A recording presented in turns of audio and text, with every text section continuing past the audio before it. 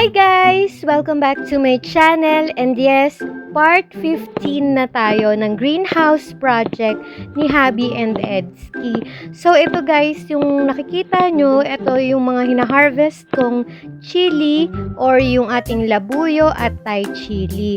Ayan, so second harvest ko na to guys, kasi yung first harvest ko, ginawa ko na siyang chili garlic oil. Ayan, so yan, first time kong niluto yung chili garlic oil and okay naman din siya, yung kinalabasan niya kahit nag-mix yung chilies natin.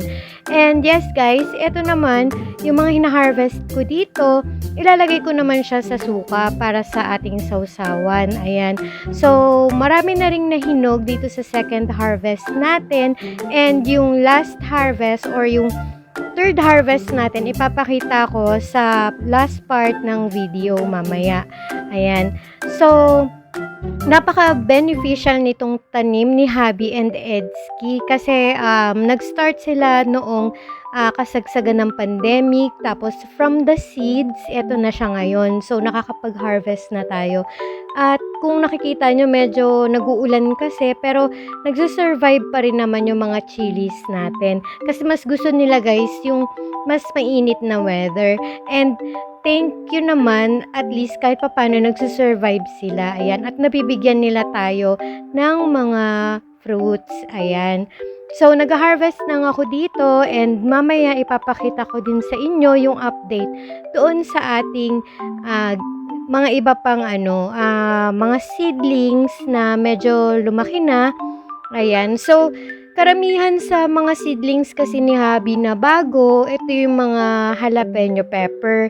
So, nakapag-harvest na rin tayo ng ilang beses ng jalapeno pepper, and naipikal na rin ni Hubby yun. Napakasarap nung guys kasi matamis-tamis siya, at yung anghang nung jalapeno pepper hindi ganun yung kagat niya. So, parang pwedeng-pwede siya i-pickled and kainin ng ganun lang siya, or hindi siya sinasama sa lutuin. Pero okay din siya sa mga dinuguan, ganyan, and sa mga prito-prito, ayan. So, ito guys, since nag-uulan na ngayon, medyo yung mga chili natin nawawala na yung shape niya talaga. Parang nahihirapan siya kasi gusto nila yung medyo mainit na weather. So, ito yung mga na-harvest ko. Ayan, nalaglag. So, yan siya guys. And mamaya, ipapakita ko sa inyo yung mga update ng iba pa nating tanim nila Hubby. So, dito guys, ito yung mga Baguio beans. So, ready for harvest na to. I-harvest natin siya mamaya. Ayan, malalaki na siya. Ayan, so maganda to sa mga prito-prito, sa pansit, yan, mga panghalo and panggisa. And gustong-gusto kasi ni Hubby to, binablanch ko lang or pinapakuluan ko sa mainit na tubig, and then ilalagay ko siya or isa-shock ko siya sa malamig na tubig para malutong pa rin siya. And then isasawsaw na lang namin sa salad dressing or sa mayonnaise, yon. Okay na siyang partner ng prito. Ayan guys, kung nakikita nyo, ang dami-dami niyang bunga. Ayan, so grabe to guys, ang sarap-sarap niya. Kasi iba kasi pag fresh siya, kesa yung mga ilang araw na ganyan. Ito napakatamis niya at napakalutong. Ayun, so kahit the next day may leftover kami nung blinanch ko dito sa aking harvest na Baguio beans, pa rin siya, malutong pa rin siya guys, and matamis pa rin talaga. So ito yung mga seedlings na naitanim before, yan, and ngayon nagbigay na sila ng fruits sa atin. Medyo gloomy yung panahon ngayon, and etong mga Baguio beans, okay din naman sa weather natin ngayon, pero ayaw din niya na masyadong madaming tubig or maulan. Buti na lang at nakapag-harvest na tayo bago pa talaga mag-start yung rainy season. Ayan, so ito yung mga iba nating mga tanim dito, yung okra, yung mga sili, ayan. So, mag-harvest din ako dito ng guys, yan, ng mga Thai chili, yung mga red na na hinog. So, ito yung jalapeno, yung nasa may gulong, yan yung mga bagong babies. And ito yung mga dating seedlings, yung last batch ng romaine or lettuce na romaine. Tapos, meron nahalo ditong bok choy or baby pechay. Ayan. So, may luck tayo dito sa baby pechay. Kasi, di ba before, germinate tayo ng Shanghai pechay at saka pechay Tagalog. So, wala tayong luck doon na uod yun. Nakalaban natin yung uod doon. And ito guys, sumalaki na rin yung mga red lettuce natin or purple lettuce at yung isa pa na lettuce na merong purple dun sa pinaka-tip niya. Ayan. So, nakakatuwa kasi hindi ko pa na-try tigman itong mga ito. Dahil usually yung common lettuce lang or rapid lettuce yung natitikman ko. Bali, ito yung mga iba pang species ng rapid lettuce. Yan, yung mga kulot-kulot na dahon. Yung isa kasi nasa labas, romaine yun. Yun yung maganda sa salad or green salad. Itong mga lettuce na yon, yung mga rapid lettuce, yung mga kulot-kulot, yun yung maganda sa sanggipsal. So, yan guys, ito yung harvest ko na rin dahil mag-spaghetti ako and para tumubo siya ulit.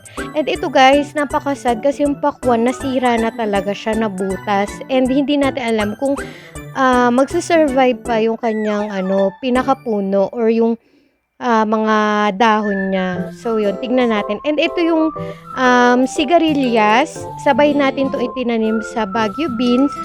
Pero, or mas nauna ito ng konti. Pero hanggang ngayon, hindi pa rin siya nagbubunga. So, ayun, medyo nabutas-butas na yung kanya mga dahon and hindi natin alam kung kailan siya magbubunga. So, ito guys, parang nakalbo yung bell pepper dito kasi pinagtatanggal ni Hubby yung mga hindi magagandang dahon niya. Yun. I-harvest na din natin yun. Pero papabayaan lang natin yung tangkay niya. Baka sakaling magdahon ulit. Ayan. So, ito yung mga talong. Malalaki na. And I hope mag-survive sila ngayong rainy season. Ayan. Kung nakikita niyo yung mga dahon. Ayan. Ito naman yung mga chili pepper or jalapeno pepper ni Hubby. Yung red jalapeno. At yung China jalapeno. And yung local jalapeno. Ayan. So, yan. Ito yung first jalapeno niya. Ayan. Medyo napinturahan kasi nag-spray tayo nung nagpintura tayo ng A-frame para sa roofing ni Hubby dun sa project niya. So, ito guys, ito yung siling haba. Yung isang punong tinuro ko kanina, meron na siya na bunga. So, yung itong mas malaking bunga, yan yung first one na nagbunga before. So, pangalawang paso na yung may maliit. Ayan. So, kung nakikita nyo, wala na yung mga iba nating tanim pa kasi hindi sila nag-survive. Ayan. So, ayun. Meron din yatang doon, yung sa pagdidilig, yung pipino, yung pakwan, and ayaw din siguro nila ng malamig na weather. Ayan, kaya hindi nag-survive. So, ito guys, ito yung patapos na yung roofing.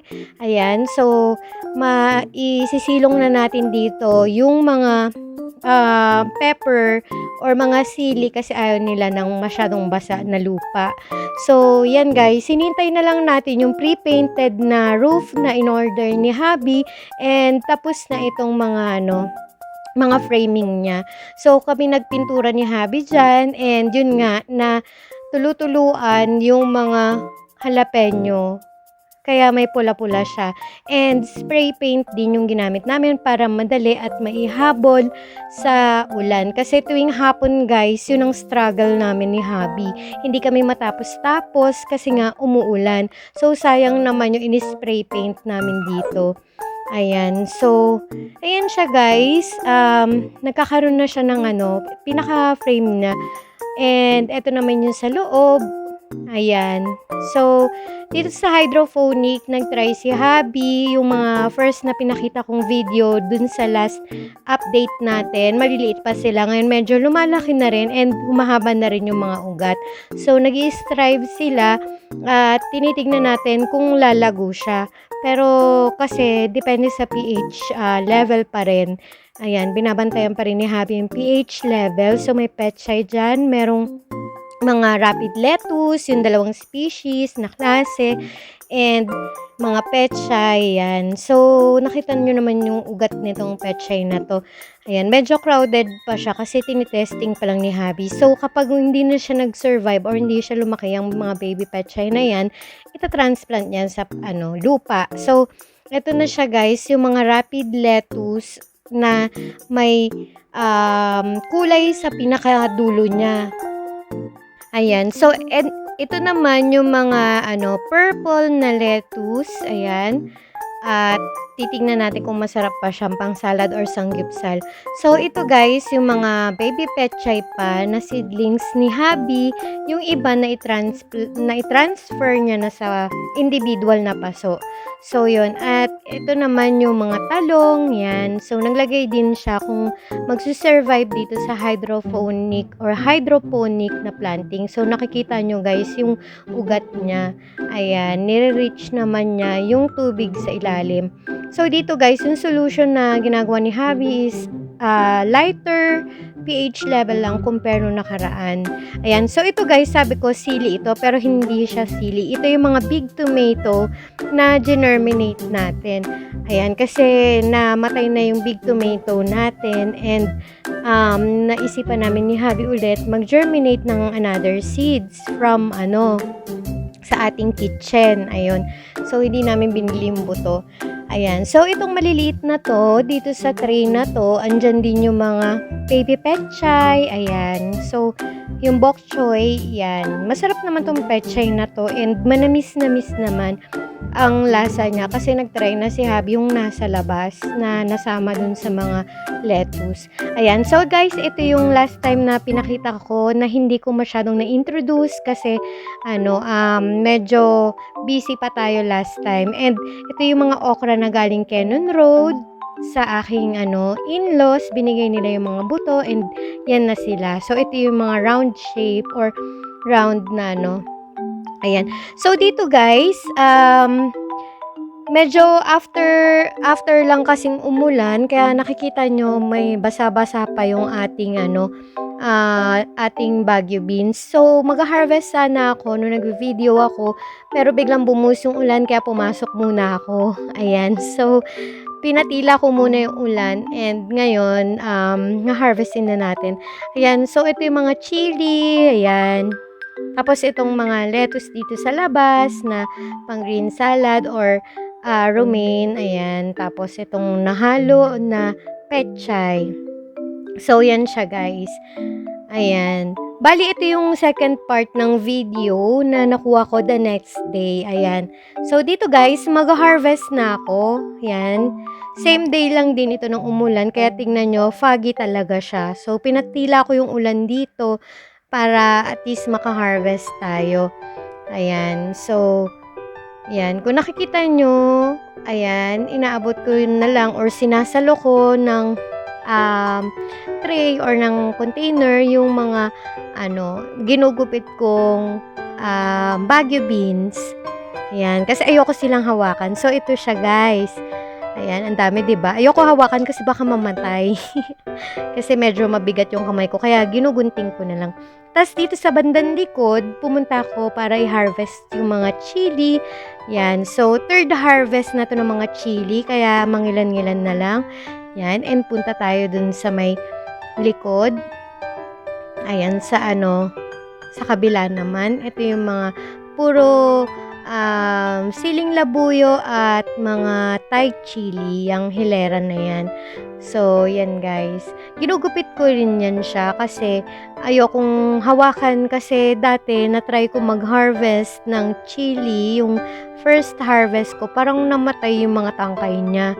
Ayun, kaya ngayon, inaano ko na lang siya. Ginugupit ko na lang. So, yun. Kasi yung unang ko, medyo mabigat yung kamay ko. Tapos, later on, naggunting na lang din ako. Ayan. So, gagawin ko tong isasama ko dun sa mga suka natin. Yan. Kasi mangilan-ngilan na lang itong na-harvest natin. Yung iba kasi kulay green pa. So, ang kinukuha ko lang dito, guys, yung mga hinog na or yung mga kulay pula na. Ayan. So, marami pang updates dito sa ating greenhouse project ni Hubby and Edzkie. And yes, guys, before anything else pala, I would like to say thank you very much sa mga newly subscribers natin. And yes, kung bago ka palang nanonood sa aking channel, and hindi ka pa nakasubscribe, please don't forget to like, share, and subscribe to my channel and hit the notification bell para updated ka sa mga future uploads ko. And yung bell pala guys, paki-click na lang yung all para laging lumalabas yung video ko sa inyo at masundan nyo yung aking mga updates. Ayan, so meron tayong as of the moment, meron tayong 293 subscribers. Ayan, and excited na ako na maging 300 tayo. So, yan guys.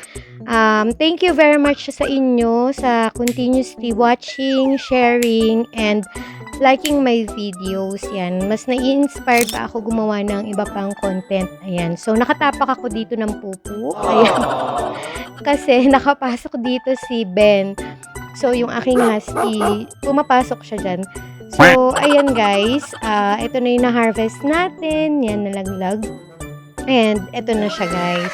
Ito na yung mga na-harvest natin kanina din sa labas. Ayan. So, hinugasan ko siya.